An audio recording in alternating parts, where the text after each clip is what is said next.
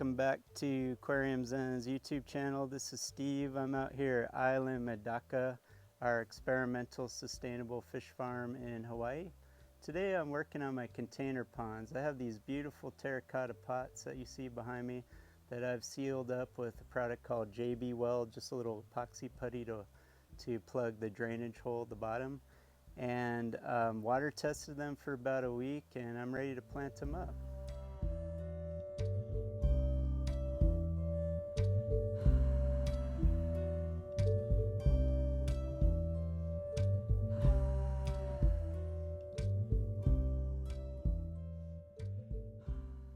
Water gardening in Hawaii is a pretty unique style of gardening. You know, Hawaii has a very unique climate. It's not really tropical, it's not temperate, it's not really subtropical. It's kind of its own environment. So I thought in order to do this correctly, do this properly, I was going to enlist the advice, the guidance of some experts who've been working in Hawaii doing container ponds, doing in-ground ponds, and maintaining them for about 30 years as a business. Those experts are the Garden Ponds Nursery in Kilauea, Kauai. So I spent a few days over there, did a little island hopping, and hung out with the good folks at Garden Ponds, and they gave me some advice on how to get started with container pond gardening in 5 easy steps. So we're going to have my friend Sarah Herring, who is, I believe, the water lily manager, nursery manager over there at Garden Ponds, give us, just a quick start guide on how to get a container pond going in just 5 easy steps. So I'll be sharing this video with Sarah. We're going to take one of Sarah's steps, one of her bits of advice, and then I'm going to implement them here in my container pond garden on a neighboring island.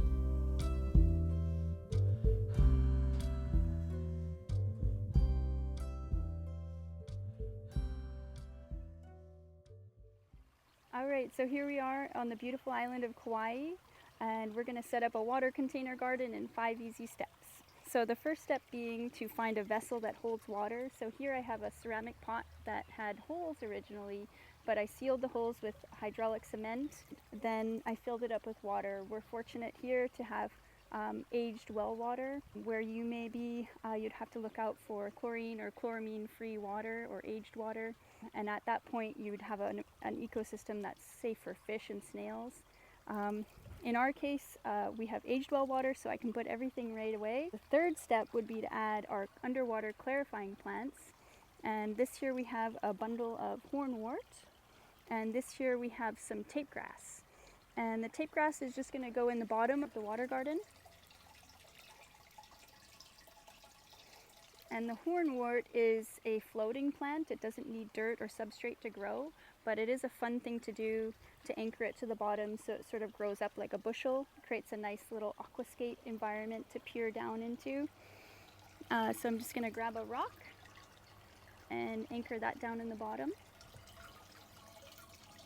Step 4, we have here a feature plant, and in this case in the subtropics of Kauai, where we get beautiful sunny days all winter long, we can add a tropical water lily.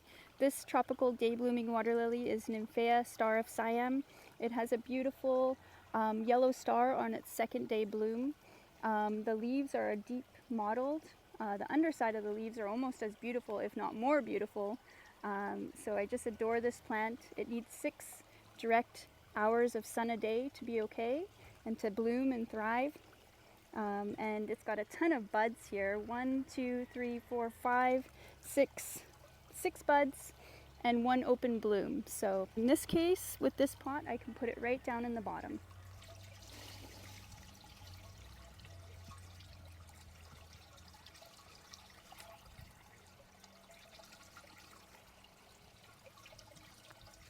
I did trim a few of the leaves off because the environment it was in before was a little more spread out, and so some of the leaves were sort of flopping over the edge, and I wanted to adjust to this size.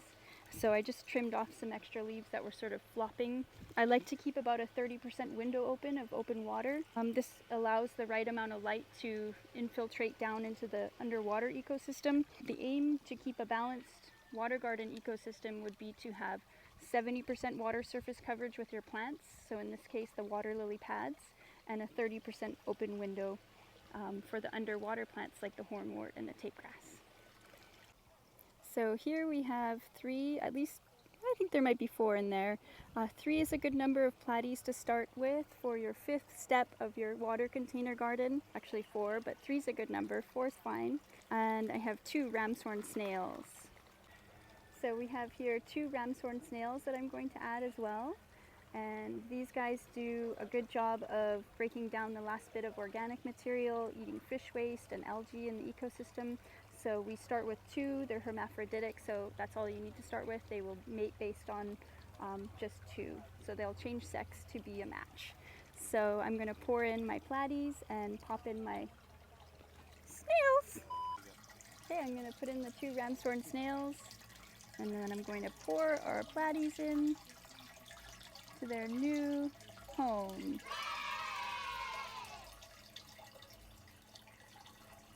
Alright, so that wraps up our container water garden here in 5 easy steps.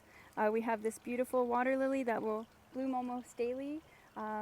Here in the subtropics, we can keep them going all year, but if you live in a climate that is colder over the winter months, over the summer months, you can take up this as a summer hobby and then just overwinter your tropical water lilies in a maybe a heated garage or somewhere where they won't get below 55 degrees Celsius. Fahrenheit. 55 degrees Fahrenheit. I'm Canadian, sorry.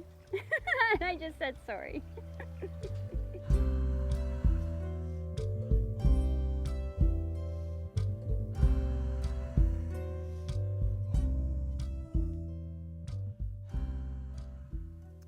All right, so thank you, Sarah. So our first step is to get a pot.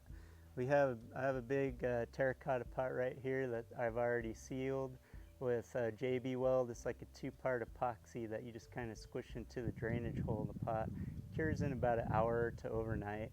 After that, I let it sit for about a week with water just to make sure it's sealed and it's going to be watertight and hold water before we get more involved with creating the ecosystem.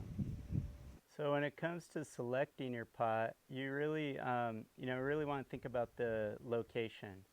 So if you're going to be out in full sun like I am, these pots are going to receive about 10 hours of direct sunlight all day long. You want a fairly deep pot. You want a pot that's roughly about 2 feet deep or so it'll get enough sunlight to penetrate to the bottom to grow your plants, but not too shallow that you're going to have problems with algae. So you can definitely do a shallower pot, but it's just going to be a little more challenging to balance. Balancing these ecosystems is just like an aquarium. It's an interplay of nutrients and plant growth. So that's what all we're working with here is sunlight, plant growth, and the nutrients provided by the fish and what's in the substrate of the planting medium. So having a pot that's roughly about as wide as it is deep was kind of where I went with when I was selecting my pots for this sunnier location. Shallower pots probably more suitable for a shady location, but like I said, they can be used as long as you're good at balancing the plant growth, getting real dense plant growth.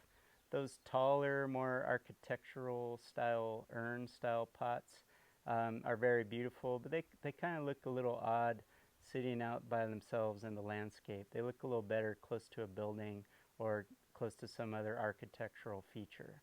So I went with these squat kind of roundish pots that roughly about 2 feet tall, about 2 feet wide, give or take a few inches. All right, so step number 3, according to Sarah, is to add our clarifying plants.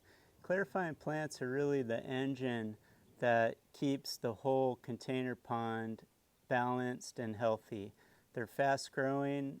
There's a variety of different types. Some are free floating, some are rooted in the substrate. And it just kind of adds that, and like I said, engine of photosynthesis that keeps the whole system working, oxygenated, keeps the algae from overtaking the whole environment. So they're really like an essential foundation of our success with the container pond as far as I understand. So I have some plants here. We're going to be adding some hornwort. Hornwort is a great clarifying plant, just kind of free floats through the whole environment and provides great structure, breeding habitat for some of the fish that we're going to be adding to the container pond. So we'll just drop that in there. I also have some guppy grass. Guppy grass does really well in this environment. Najas is a scientific genus for the guppy grass. And again, another like free floating style of clarifying plant that's just going to help grow fast and help keep this whole environment nice and healthy, oxygenated, and hopefully outcompete the algae, because we are in full sun here, so we have to kind of think about our algae busting game, so to speak. How are we going to beat the algae before it takes over our whole beautiful environment here? The other clarifying plants that I'm going to add, we have this longleaf form of Sagittaria. I actually got this plant from Garden Ponds from Sarah. So these will just kind of throw runners. It has this like mother pot here where I have the plant basically planted in some local clay soil topped with turfus and a water plant fertilizer tablet. So that's just going to kind of sit there. The mother pot will just throw runners all around the environment and kind of fill the pot up over time. And the other clarifying plants I'm going to start with are these dwarf Sagittaria. These are just a smaller growing form of Sagittaria. In full sunlight, they get a nice red color. So that's going to be interesting. With this kind of basic 5-step instructional how-to video that we're creating, this is obviously just the bare bones concept. Over time, I'm going to be adding different types of clarifying plants. I'm going to be moving them around and really learning how to create something beautiful beyond just the function with these plants. The first goal is just to have health, ecosystem health, and after you kind of mastered the horticulture, mastered how to balancing these aquatic ecosystems, then you can start really getting creative and soar away on the wings of your own imagination. This is the Star of Siam water lily. Has an incredible mottled leaf surface, beautiful purple flower, and this is going to be step number 4, our feature plant to our container pond. Really exciting moment for me, finally getting my container pond hobby going on here in Hawaii. Moment I've been waiting years for, really, honestly. So this is actually the same exact Star of Siam plant, water lily, that we saw in the video with Sarah. So I traveled all the way from Kauai to be on my farm here, and I've been growing it in a pot, and now it's ready to explode and fill out this whole container pond. So our feature plant really is the star of the show. Water lilies, water lotus, they're going to be what really captures the eye.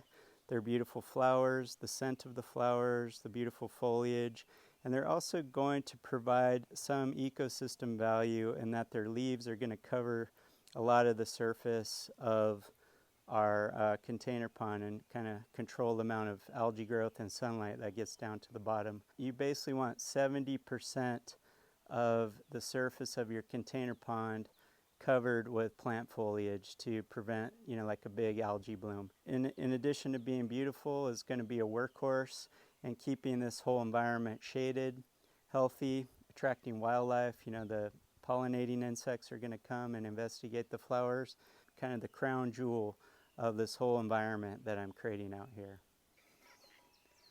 Last but not least, we have step number 5. We have our little jar of platyfish. This is a variety of platies I've been growing here on the farm since I first moved here. Little red miniature platies that have already adapted to this landscape. They were born and raised here.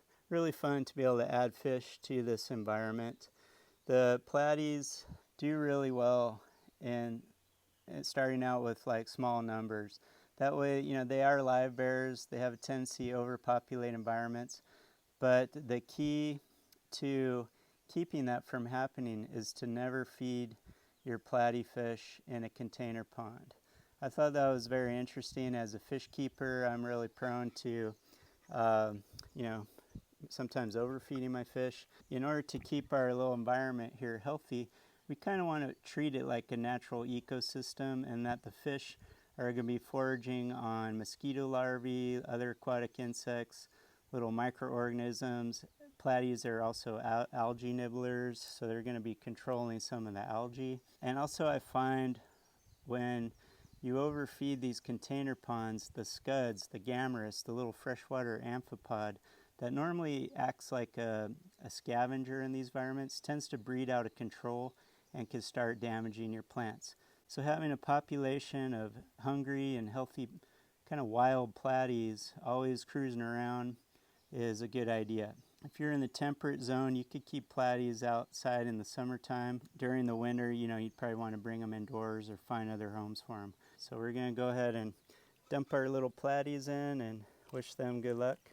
I also have a pair of ram's horn snails in this jar, so we're going to add those just as Sarah recommended. Look at that, it's already looking dope, and we're just on day one here with our little container pond garden. We've got this beautiful Star of Siam water lily as the star of the show.